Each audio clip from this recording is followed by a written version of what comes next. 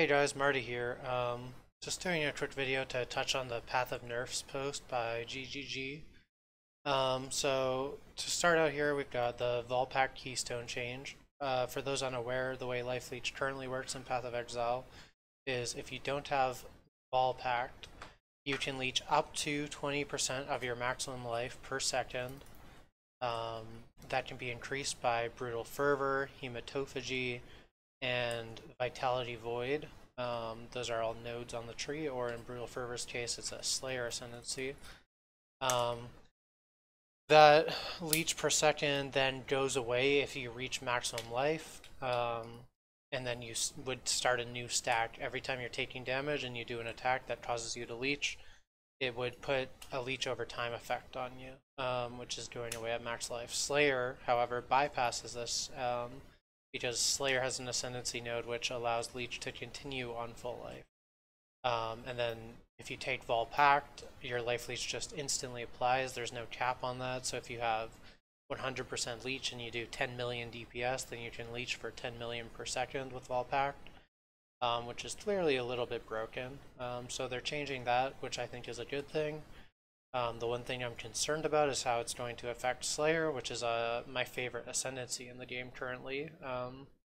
The current Volpact that's proposed is pretty powerful for Slayer because it doubles your life leech per second, including the cap. It will effectively make Slayer able to leech 40% of their maximum life per second. However, they are nerfing Brutal Fervor, which we'll touch on right here. So you'll end up around the same amount of life leech per second if you factor for the percentage regen that you're losing when you take Volpack now.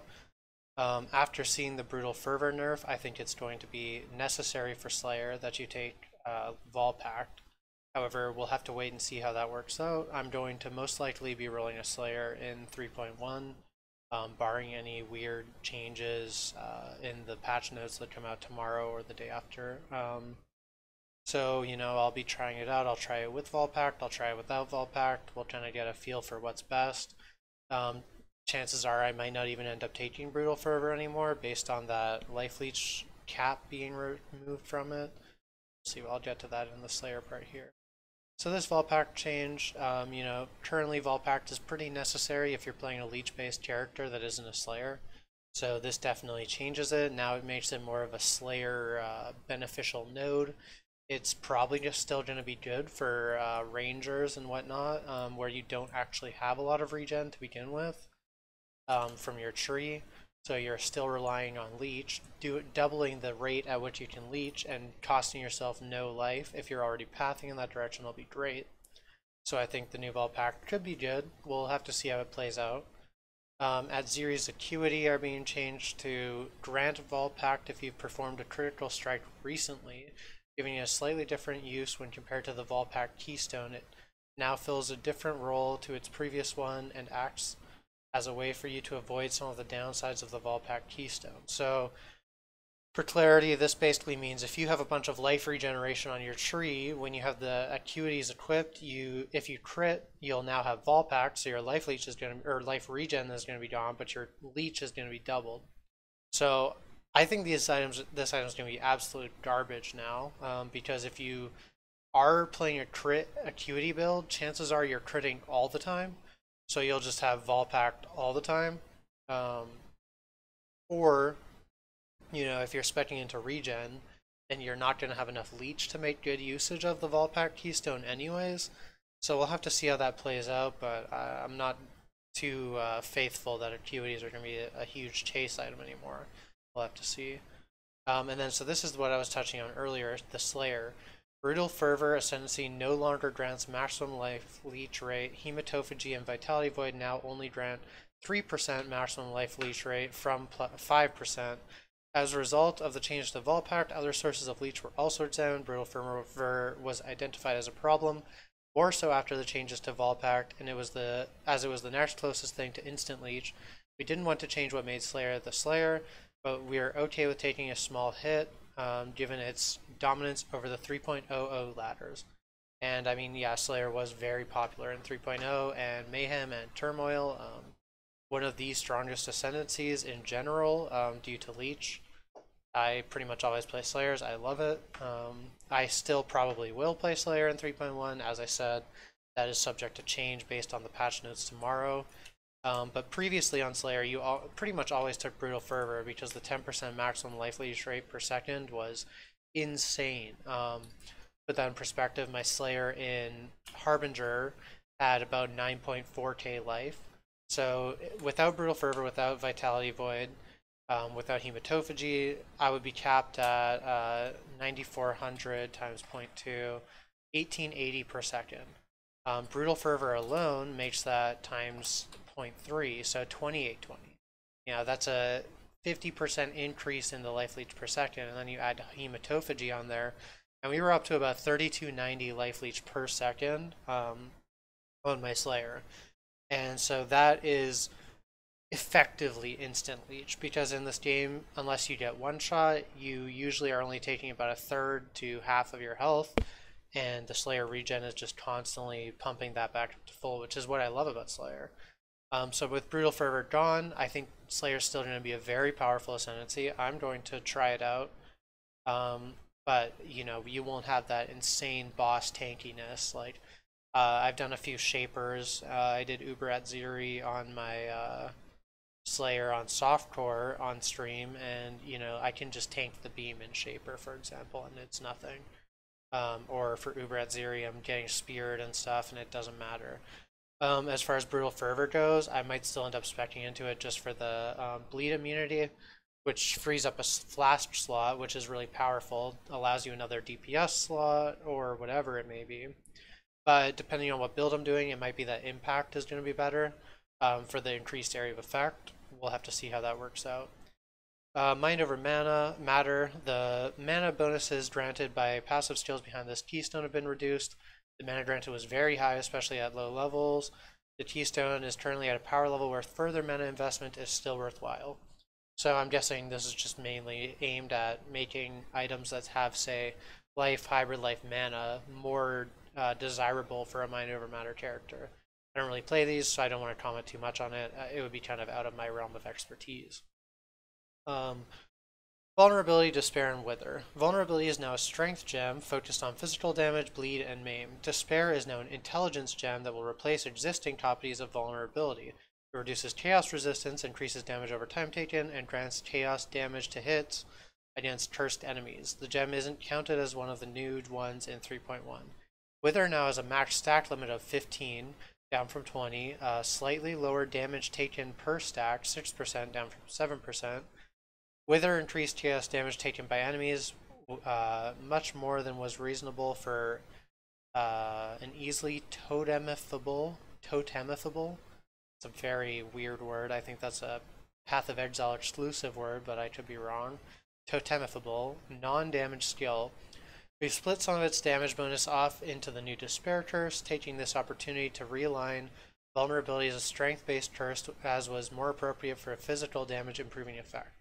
As mentioned previously, old copies of Vulnerability Gem will become Despair with the release of 3.1. Witchfire Brew now applies Despair. So this kind of kills Witchfire Brew for physical-based builds, like ones that use Brutality, Starforge, etc. You're never going to be looking into Witchfire Brew now. I guess unless you're at Ziri's Promise and your Sin's Rebirth are giving enough damage. This is assuming you're not using Brutality. To make the Witchfire better than another damage flask, which is fairly unlikely, but we'll see. I think this is a pretty cool change. I most likely will still not be using Vulnerability, as Enfeeble is just too powerful, especially in Hardcore. When you get hit and it just immediately makes all the mobs hit you for less, that's really, really good. But this is really cool, especially for Slayers that are focused on physical or Berserkers or whatever you may be. Doing that physical, you now, if you're a Brutality build, in the past there weren't great options for auras for you. You could run haste and you could blasphemy vulnerability, but you couldn't really get that high of a vulnerability because it's hard to get that much intelligence. So this will definitely make it easier to do, say, a blasphemy vulnerability setup or something along those lines. Whether it's a cast when damage taken, level 20 vulnerability, and every time you take 2k you're chunking out a huge vulnerability. you know, this, or even self-cursing vulnerability, you know, that is an option, although not great for speed mapping. But yeah, this kind of opens up curse options for melee characters a bit more, physical-based characters. That's really cool. Dark Pact cast using your life no longer has a bonus radius, and the damage has been reduced from 95% more damage with hits and ailments when using your life to 76% more damage. Own life spending Dark Pact builds were dealing too much damage over too large an area, granting a very defensive build with very high clear speeds. I think this is a good nerf. Dark Pact was very, very powerful. And if we do see some nerfs to something like Vol Power Siphon, I think that this is perfectly fine. I've said it before, I prefer them kind of bringing other abilities into par with an ability like Dark Pact as opposed to nerfing Dark Pact itself, but you know, hey, Dark Pact's overpowered. Who's to say they aren't going to buff some stuff in the future to make these things more powerful and more in line with each other? So I think this is a fine change. Barrage no longer has additional projectile enchantment available in the Merciless Labyrinth. The equivalent endgame Labyrinth enchantment now grants +1 additional barrage projectile, down from +2. Existing helmet enchantments are unmodified. The additional projectile made the skill and enchantment combination the superior choice for bow/wand users. We want to ensure that there are several viable options for these characters. For those unaware, barrage projectiles was insane. For my wand character I was using, I didn't use a Dying Sun because it was a map clearing character. So the barrage helmet enchantment +2 on my Tempest Binding was a 50% more multiplier, just from a helmet enchantment. Absolutely insane. It's a little bit weaker for like properly geared bow characters, because you're gonna have +1 arrows on your quiver most likely and +1 arrows on your bow most likely. So that, you know, the number of projectiles actually decreases the effectiveness of this helmet enchant, but it's still going to be very powerful. You're still going to want the +1 barrage projectile, and this is cool because it makes legacy items. Any item that currently has a +2 barrage enchant is eventually going to be quite powerful and valuable in Standard League for those of you that care about it. So, you know, if you have any of those, maybe hang on to them. Assuming Barrage doesn't get some other nerfs in the future, those should go up in value significantly. So then we come to Doomfletch and Doomfletch's Prism. Doomfletch now adds 100% physical damage as damage of a random element, down from 110%. It no longer has increased crit chance, and instead has 12 to 16 to 20 to 24 added physical damage. Let me just bring up Doomfletch here real quick. So Doomfletch's Prism is also tied onto this. So the current version of Doomfletch has less added physical, but it has the crit chance. So you're sacrificing crit chance to get more added physical. I don't know how to take that. I'm really not sure. This might end up being better potentially if you were finding a way to crit cap before, or you know, I don't know. I've never done Doomfletch very much. I've leveled with it once, so I'm not very familiar with this. Maybe this is a huge nerf. I don't really know. We'll have to see. Doomfletch's Prism now adds 100% of physical damage as damage of each element, down from 110%. Now is the no crit chance value. None is inherited here. So basically no crit chance again. Doomfletch's Prism was providing some of the highest damage numbers of any bow in the game, so has been reduced. It's likely still the best bow. Yeah, it's probably still really good. Lion Eyes is really good too, but Doomfletch is super cheap. You can scale it insanely well with Flap Fizz on gear. Once you get to Steel Rings and a really well rolled amulet, Doomfletch's Prism becomes insane. Queen of the Forest now has 200 to 240% increased evasion rating, down from 240% to 380%. The movement speed bonus this item can provide has been capped at 100% for all versions. Changes to evasion base types in the Fall of Oriath both pushed the evasion rating of this item too high and took the movement speed of this item granted to an extreme. We never intended for a single item to be able to provide so much movement speed. Over time, as movement speed and evasion has become available, this item has become unreasonable. Movement speed players were attaining was not something that the game was designed to handle. This cap is unlikely to affect the average use of this item. They're completely right about that. Queen of the Forest was getting insane. My wand character was at about 350 to 430% movement speed without headhunter buffs. You know, you add headhunter buffs on that, I was getting upwards of 500 to 600% MS at times. absolutely too high. And funnily enough, I see a lot of people complaining that wands are not getting nerfed, but this is indirectly a wand nerf. If you guys have never played a wand character without a headhunter or a queen of the forest, it is slow. The movement does not go quick. You clear fast still because you're one-shotting, screens away or whatever, but the gameplay is not fast without Queen of the Forest, and Queen of the Forest was definitely guilty of making Wanderers as absurd as they were, or at least being a large part of that. Cap at 100%, you're looking at like 200 to 230% movement speed for non-Pathfinder Wanderers, and Pathfinders maybe 250 or so. I mean, we'll have to look at the numbers once it's actually out, but I think that's a lot more reasonable. This should bring Wanderers more in line with other clear speed meta things like fast casters or like bow characters or whatever. Bow characters get a slight nerf from this too. Their only movement speed ability being Blink Arrow, but Blink Arrow is really good, so it's not quite as big of a nerf to cast or whatchamacallit, bow characters. As a Wanderer, also, if you want to sacrifice 4 links for Lightning Warp, that is not good. It's so slow and it feels awful.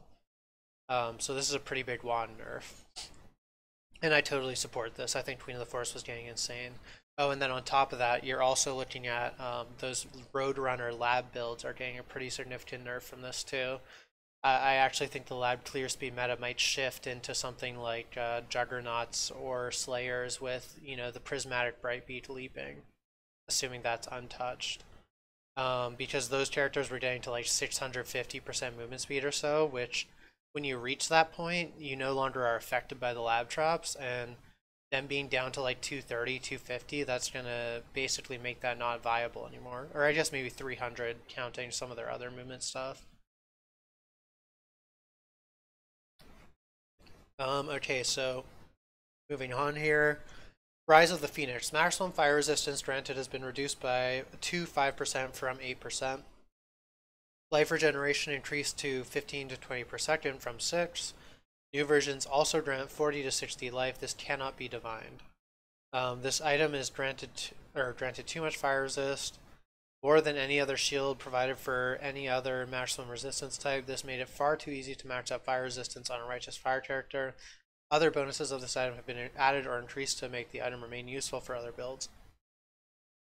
I don't know what to say about this. I've done a couple of Righteous Fire characters, but you can Righteous Fire without a Rise of the Phoenix. You can use either the craft from PvP dude, I forget his name, Leo, and that works quite well, or you can use, just a Spring Leaf / the Oak when it's upgraded.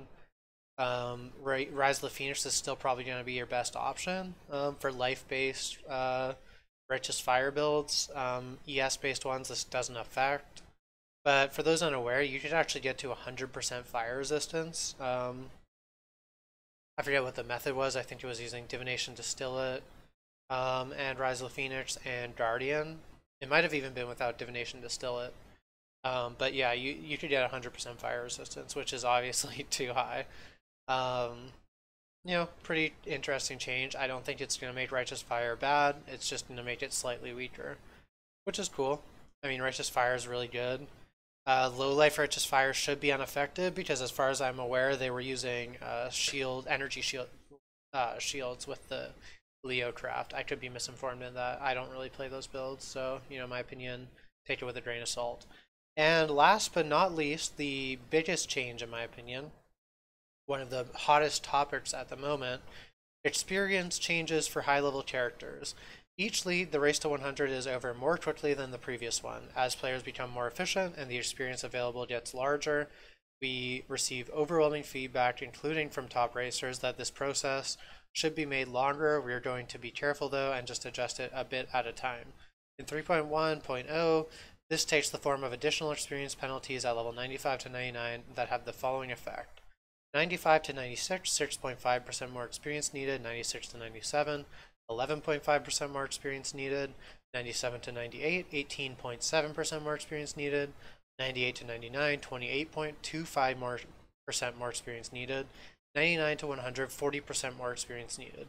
So this will make level 100 take significantly longer. We're probably looking at 25% overall increase, maybe 30% overall increase in experience to 100, just based off my own experiences. Completely, making this number up, could be off. I have some mixed opinions on this, personally. So first, I want to preface it by saying that all of this is contingent on the pack size changes in 3.1. So in 3.1, every single mod on a map will give some pack size. They're also retuning the maps so that you're going to be getting higher XP in worse maps, or you're going to be getting less XP in high maps or good maps. They haven't said which it's going to be, but basically the EXP is going to be tuned differently, so all maps are going to be kind of more similar. The assumption is that this means that bad maps will be faster, but this could also mean that good maps will be slower. So based on how those two interactions come into play, it's going to change whether or not this change is, controversial or not. If we're getting more experience, you might not even notice this increased experience because Abyss League should add a lot of mobs. The density or pack size increases should add a lot of mobs, and the density changes might add a lot of mobs. But, there's been a lot of controversy, a lot of people saying that Abyss League was where they were looking to do their 100 push. And to that, honestly, my response is just like, if this experience increase is going to demotivate you from even wanting to try it, then chances are you would have been demotivated from wanting to try it from anything. You're looking for a reason not to. If you want to go for the 100 push, more power to you. Go for it and try it. And if you don't make it, then you don't make it, and then you can complain that the change was too strong. And then in the next league, you can go for 100 push. They'll probably dial it back a little bit. But, just it's the 100 push is all about motivation. It's all about having this drive and this desire to push to 100 and put that effort in. So, it's important to keep in mind that, this is extending it. But if you're just gonna be that willy-nilly, like, oh, they changed the experience, it's higher, I'm just not even gonna go for it anymore, it's ruined my life, or I have no desire to push 100 anymore. Well, you probably didn't have the motivation to go for it. 100 is a commitment. And even in Harbinger, which had a lot more 100s than any previous league, it's my second 100. It was by far my easiest 100. There are still people saying this stuff because, oh, the density changes were too bad, I'm not going for 100 now. You're looking for an excuse is what it comes down to, in my opinion. And that's not going to be the case for everyone. But I just think I have this mindset, don't knock it till you try it.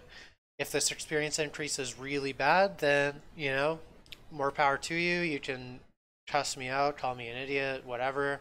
But I think that we need to wait and see how it plays out. And, like a lot of people have said, the 100 race is over really, really fast. And me, I didn't abuse group play. I didn't do any beachheads, really. I mean, I did 99.5 to 100 in beachheads, but that was just so I could finish 99 to 100 in a single day. I didn't stream this, but for the most part, my push was just done in high tier maps, doing mostly shaped coves, a lot of Abyss, a lot of shaped tropical islands, a lot of Maze of the Minotaur, all of these running breach mods on the map. And I managed to place top 10 in Harbinger for the 100 push. And, we'll have to see how this all plays out. I think it's going to be fine. We'll have to see, like I said. The density changes could be huge. Personally, this gives me more motivation to push 100 because it'll be more of an accomplishment. It'll be really fun. I'm going to push 100. I'll get at least 100 in Abyss League. And sorry, another complaint to touch on is that people are saying that they should make the mobs more difficult as a way to make the push to 100 harder, but this in a way does make the mobs more difficult, because the problem with PoE when you push to 100 is that you have to go for so long, such an extended period of time, and you're always putting in maps. You want to do the maps as fast as possible, so the longer it takes, the more opportunities there are for something to not go your way, whether that's poor flask management, running into bearers, tainting a volatile, getting detonate dead, shield charging into a pack of mobs in a no regen map and you just barely didn't have enough mana to press your ability and now you're dead. You know, these are all kind of uncommon situations, and they mostly don't happen. But the longer it takes, the more likely it is that something like that happens. So it's kind of an indirect way to make the game more difficult for the 100 push. And then again, if you're someone who hits 95 in a league and kind of chills out, then this isn't that big of a change for you. Anyone who just likes to play a bunch of alts, not a big change for you. So overall, my opinion on this, I'm neutral. I think it could be cool. It could be negative. We'll have to wait and see. We don't have the pack size changes. We don't have all the information that's necessary to really make a true assessment on this. Because for all we know, Abyss League monsters might be insane experience. So this might be another Breach League where you're just getting insane density on every map because of the Abyss mobs. We don't have that information. So I think it's too early to make a huge assessment on it. Personally, I'm kind of excited. I understand where people are coming from, that it's demotivating, but hey, don't let it get you down. If you genuinely want to push 100, something like this should not stop you. You just keep driving, you keep grinding, you put that effort in, and eventually you will make it. That's what it comes down to. It's all about effort spent will get you a result. That's what everything in life comes down to. And real quick before I end my video, I just want to touch on this. So every patch they do this running through the Markov chain text generator, which is basically a bunch of gibberish using the notes. But as you can see right here, earthquake's radius. So maybe earthquake buffs in 3.1? Maybe earthquake nerfs, but at the very least, earthquake is in the patch notes. We know that much. So, that'd be really cool if we can play some Earthquake Slayer or Earthquake Juggernaut. I hope you all enjoy the video. Leave some comments. Let me know what you think about the experience changes, about Earthquake, about Slayer, about Volpact. Tell me what you all think. Drop a follow, drop a subscription, join my Discord. The link will be in the description. We can chat about PoE and games in general. I'm not going to be doing a stream tonight. I will be back streaming tomorrow, most likely, going over some of the changes, doing some theory crafting for my builds for 3.1, just that kind of stuff. Hope you all enjoy the video, and yeah, follow my stream too. Come check me out. I'll be doing a lot of content in Abyss League. I hope you all enjoy it, and everyone have a good night or day, wherever time it is where you're watching this.